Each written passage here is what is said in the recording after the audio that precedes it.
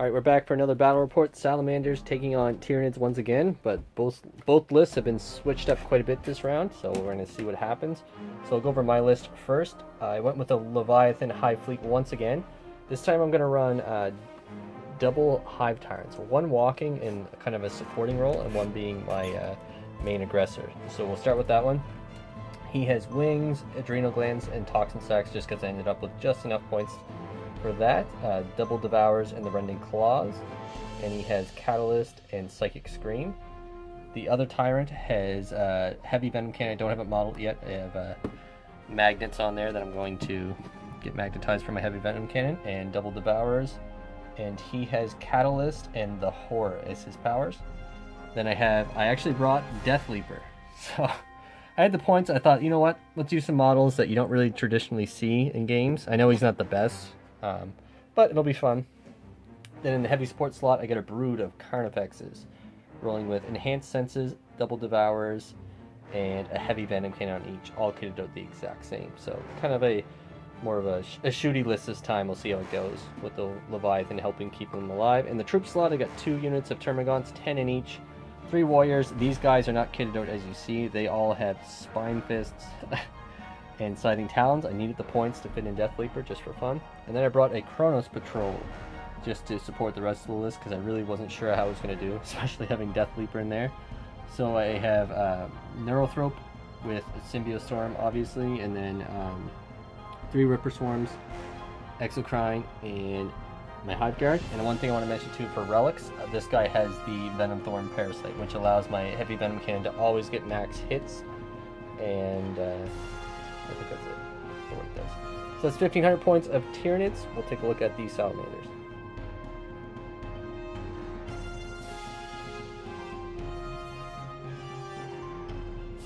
Alright, 1,500 points of Salamanders.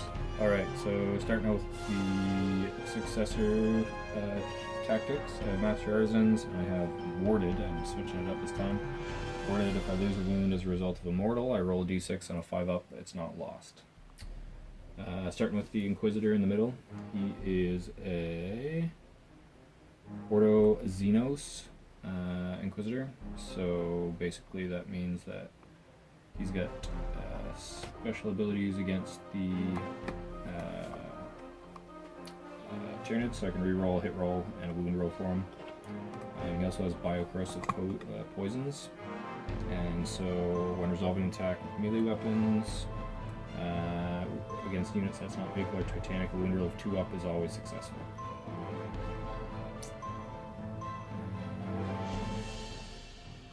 He's got Castigation and Smite as his 2 powers, and he's got a Condemner Bolt Gun and a Force Sword. Librarian, he's Chief Librarian. He is running Burning Hands, and Veil of Time, and Psychic Fortress. He also has the Reliquary of Gathalamor again. I spent a CP on that. Going on to the Lieutenant right there. He is my Warlord. He's got the Miraculous Constitution Warlord ability, so when he loses a wound, roll a d6, and a 6 is not lost. And at the start of the movement phase, he regains a wound. Going into troop choices, I have Infiltrator Squad, 5-man squad. Nothing special about them. I have a Scout Squad in the back, painted as Ultramarines, but actually Salamanders. All with sniper rifles and chainswords. Tactical squads in the front, I have 2 of them, just 2 5-man. The one on the right hand side is running a missile launcher, and then the one on the left hand side, the Odd Marine, he's running a las cannon. Going into deletes, I took my Centurion Assault Squad again, both running Hurricane Bolters and heavy Flamers, 2 Flamers each. I brought the Dreadnought. He is not modeled for what he has. What he has in this list, he's running dual twin autocannons, or twin las cannons. Oh, sorry, twin autocannons. For my fast attack, I took my in the very back. I'm running them as assault marines, so assault squad. So the knives are actually chainswords, and the pistols are pistols. Suppressor squad for autocannons. And for my heavy support, I took the Land Raider in the back. It is a Land Raider, can't remember the type, but it's got las cannons, Hunter Killer Missile, and the Twin Heavy Bolter. And then I also have Drop Pod, which I did not grab. I forgot that, but I do have Drop Pod, and it's running the Storm Bolter. So I'll grab that, and then that is my list.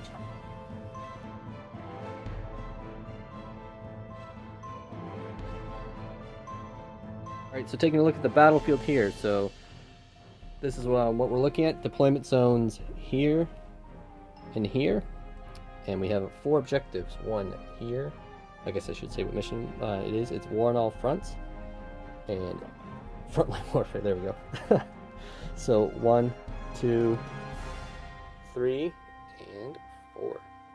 And we always mark the center of the table there just for reference. So for secondaries, I went with Attrition, Raise the Banners High, and the mission secondary objective, which was, do you remember the name? Vital Ground. Vital Ground. So, Attrition, I need to I need to destroy more units than mine were destroyed in each battle round. I get 4 points. Raise the Banners High. If I control an objective, I can perform an action with an infantry unit to put my banner on it. At the start, is it the start or end? At the end of each of your command phases, you get a victory point. So that should be fun, and all he has to do is get in range of that one, and he takes it. And the mission secondary Vital Ground, if I control his objective, I get some bonus points. I get bonus points for any of the no man's lands. Then also, it's kind of simple that he took 2 of the same objectives that I did, the Vital Ground and the Raise the Banners, with the 3rd objective for you being, what was it? Bring it down, so hunting all my monsters. Alright, so we'll roll it on camera here, see who's going to choose which side. I got a 2. Oh, and a 5.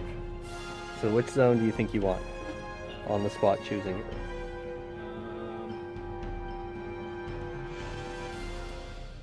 I'm not sure actually. I think I want this zone. This zone? Alright. Yep. So we'll come back after we deploy, and then we'll take a look and see who gets the first turn.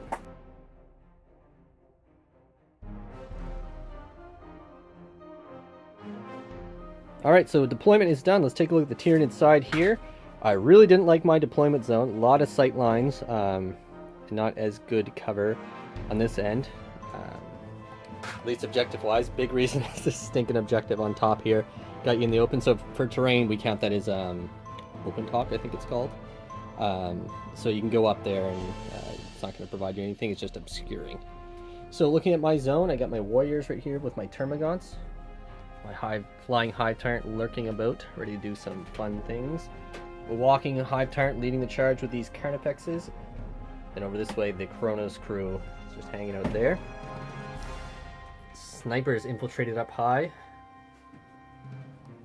Land Raider with the boys back there. Big group of, sorry, not big group, they're misled me. There's 5 of them. I thought there was more hidden around the corner, but it's the Inquisitor. And around this side is the Dreadnought in reserve. He has the Drop Pod. Oh, the Librarian, better not for you. Okay, sitting in there. And the Drop Pod has the Assault Marines and 5 Attack Marines inside. We got the Infiltrators hiding about in here. And the Suppressors at the back end of the table. So it's going to be a tough game, I think. Definitely the deployment was in his favor, but we will see. The list has been shaken up. He's itching to take these Tyranids down, so let's see if this is going to be his time. First turn is going to be crucial. I think a lot of damage will go on either side, but it's going to be interesting. So we'll roll on camera for turn 1. Oh, the one last thing I'll mention too, he has Dermic Symbiosis. I did not mention that, so Warlord is also in there, so 5-up invul is crucial. Let's roll. 5. Oh. I want to go first. I am not looking forward to the amount of las cannons you have. So we'll come back after Tyranids turn 1. Alright, so that was the end of Tyranids turn 1. Real quick, we actually reshot this clip, so being the honest player he is, Josh remembered morale there with the scout, so I actually killed off all but 1 scout. I rolled horribly, burned a ton of CP. I'm down to 3. kind of brutal there, but really good turn overall.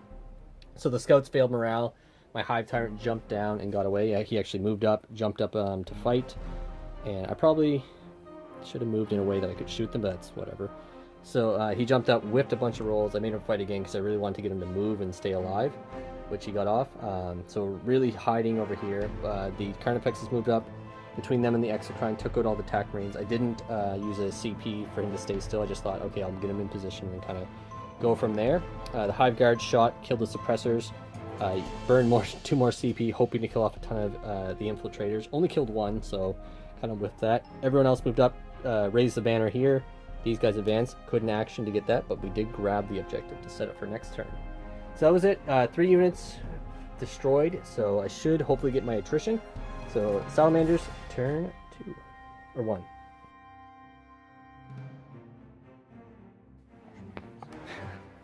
So that's the end of Salamanders turn 1. So some good shooting. Kind of playing cat and mouse here as we look at the rest of the table in a moment. So Librarian pushed up this way, smited in, blew a gaunt up, and then he's just trying to tuck away. He wants to get more towards the middle of the table to help with some psychic denial and just be a presence there. Dreadnought moved up. You have 4 wounds in on the former Exocrine, which equaled 8 damage, wasn't it? Yeah, so you're really chipping down there. Whipped my saves. Then he committed all 4 last cannon shots into the Exocrine, as I don't really have a lot that could take down the Land Raider now unless I commit everything to it. Even then, it's still going to be a chore. But pretty successful turn. Getting rid of the Exocrine was huge. I made a single 5-up save between, I think, 9 saves I made total. So very good results for him. Not so much for me, but that's all right. Still lots on the board for Tyranids. So let's move into Tyranids Turn 2. Oh, and actually, last thing, the infiltrators retreated back there, threw some smoke to keep them in cover. Not in cover, but to help protect them if the Hive Guard choose to bully them a little bit more. So, and points-wise, now that we're going to move into start scoring stuff, I do get my 4 points for attrition because I'll just do those at the end of the battle round, where I killed more. And I think that's really the only point things that are going to come into play. Oh, no, and he gets 3 points, is it? Yep, the Exocrine. So points are starting to rack up, so we'll see what it looks like after Tyranids Turn 2. Alright, end of Tyranids Turn 2. So scored a ton of points this turn. So going over the points, I got a combined 15 for holding 2 or more objectives, and then holding double him, and where he didn't hold any this turn. Then I got a point from my banner on this one, and then I got 4 points from the attrition, and then I got I have an extra point there. Should be a 1, I think. Yeah. No, that's for the banner. It's 2 points. Oh, it's 2 points per thing? Oh, I thought it was 1 point each turn. Well, No, it's 2. It is 2. Okay, so 2 from the banner. I thought it was 1 each time. I'm okay with that.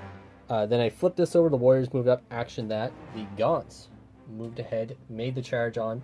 He heroically intervened the Librarian, hoping to get in, dice up some Gaunts. That way he could free his tank. However, they actually put all their attacks into the Librarian and actually took him out, even with the command reroll. So this game is actually not being friendly to either of us when it comes to the dice, as I'll talk about in a moment. Deathleaper came here. He's probably not going to do anything this game, but he denied the drop pod coming into key areas. Like, I really don't want those assault marines coming down, making a good charge, and really messing up my shooting platform there. This entire shooting platform did fire at the Librarian, dropping him down to 1 wound. I don't know if I'm a fan of the heavy Venom cannon yet. The Hive Guard shot in, got Symbio Storm from the Neurothrope, took out all the infiltrators. My Hive Tyrant jumped over. He was able to jump right into the corner there, charged the Lieutenant, and dropped him down to 1 rune. He's rolling miserably, even with rerolls. I missed so many attacks. I dropped him down to 1 wound, thanks to the tail wound, getting a 6. And him losing down to that. And then I used Implant Attack to finish him off with Mortal Wound. This Vex just moved up this way. And the Rippers came up and actioned that objective. As far as I can tell, it's just at the end of the movement phase, and if you come in from reserves, I didn't see anything about that. So if it's wrong, correct me there, but we didn't find anything. So moving into Salamanders turn 2. Not a lot left on the table for him, but a lot of heavy hitters still, and the drop pod still is going to come down and reinforce. Just a lot of board presence from me as of right now. So let's come into Salamanders turn 2. Alright, so that's the end of Salamanders turn 2. So points wise, nothing for objective this turn. However, we'll just start on this side of the table. So the Land Raider killed off 3 of the Gaunts, which is pretty wild. Centurions just popped out. They're going to start working their way over just where he's tied up. Staying in combat, he fired in with the Land Raider at the Hive Tyrant, who made both his invols. Had 2 hits on him and 2 wounds, but he made his invols. Carnifex got dropped a wound by the Heavy Bolter. Over to the other side of the table, the drop pod came in. Assault Marines started out right over here. Made a 10-inch charge all the way up to the Rippers. Killed all but one of the Swarms, who is objective secured, so I control that still, keep my banner up, but they are locked in combat.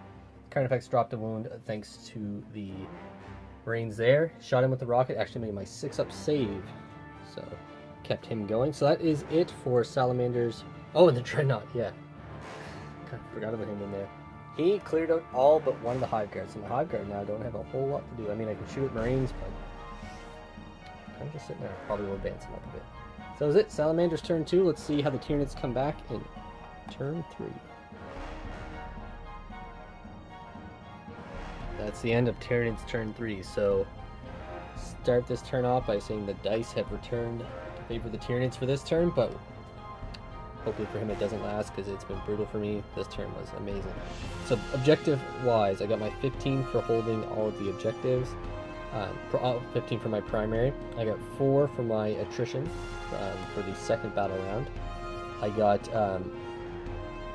4 points for holding the 2 middle objectives for my secondary for vital ground, I believe it's called, and then 3 points for my banners being up for here, there, and there. So those are all my turn 2 objectives.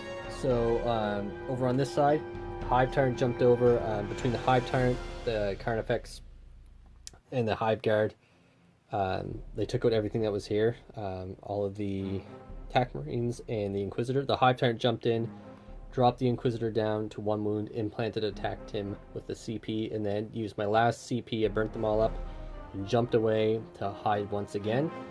The Assault Marines were untouched. I think I got 7. Yeah, the Hive Tyrant shot them. I got 7 wounds and he made all 3 up. So the Assault Marines are still primed, ready to take over this and potentially charge in, finish off the Northrop, and regain a bit of control on this side of the table.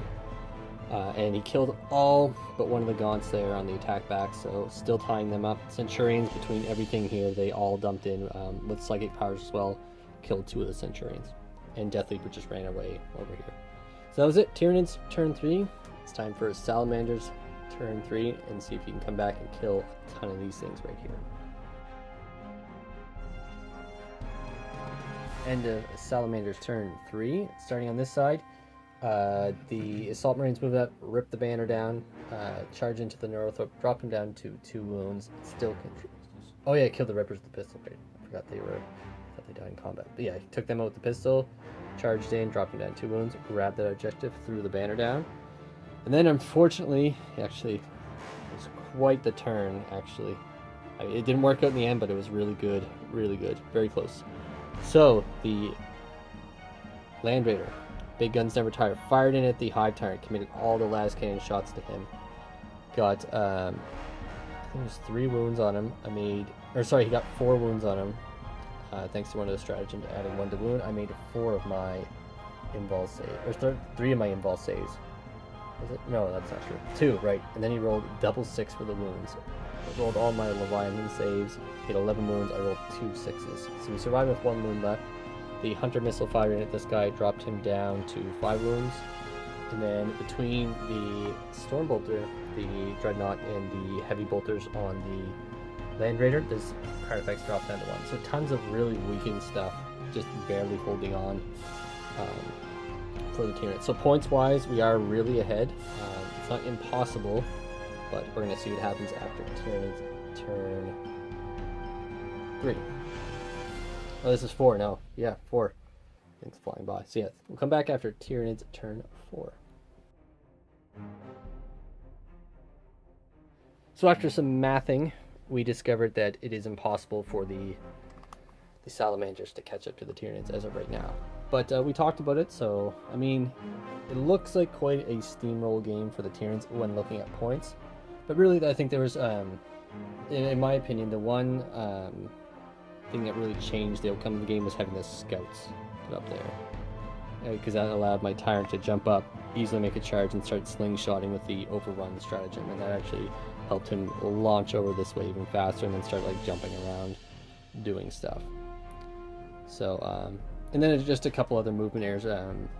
Over here, the drop pod, he wasn't within 3. And then even for myself, there's a couple times where like I think I probably could have deployed a bit better. Like my Exocrine, I threw him away, honestly. Like, I mean, he got blasted to pieces. I could have kept him a bit longer, which would have allowed me to do a lot more damage, because I couldn't have killed the Land Raider. That was the problem for me. But playing the objective was really good for the Tyranids. In your opinion, how did you feel with the Land Raider? And the list switch up on a whole, I guess. You changed up quite a bit. I did change up, so I had way less like little units, so I kind of squads of everything. I didn't have my aggressor, which I wanted to do.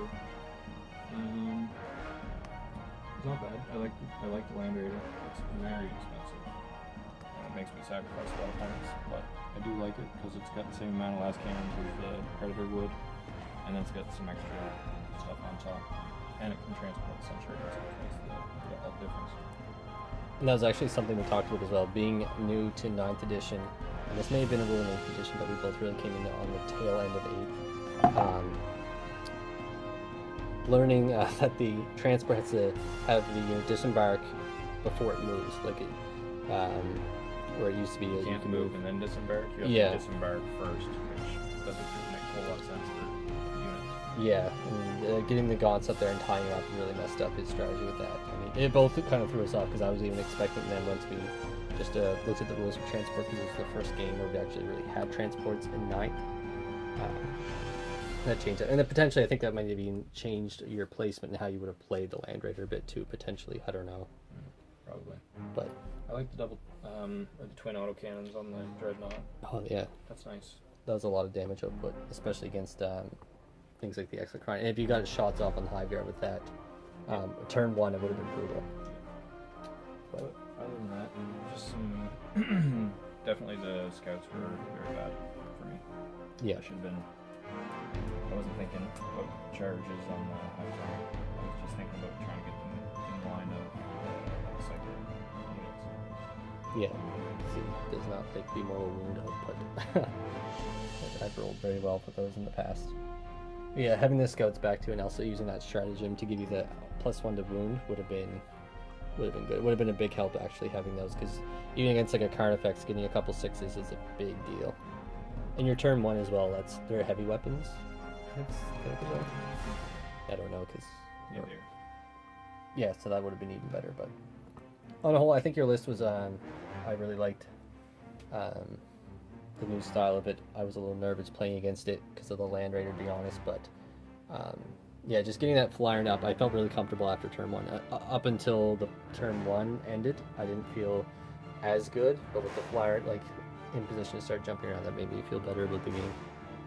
But we will definitely be back for some more 9th edition. We're playing through all the Eternal War missions and just adjusting our lists as we go, so it's going to give you some variety and also help us figure out what tactics we like and what's going to work. So we'll see you in the next one.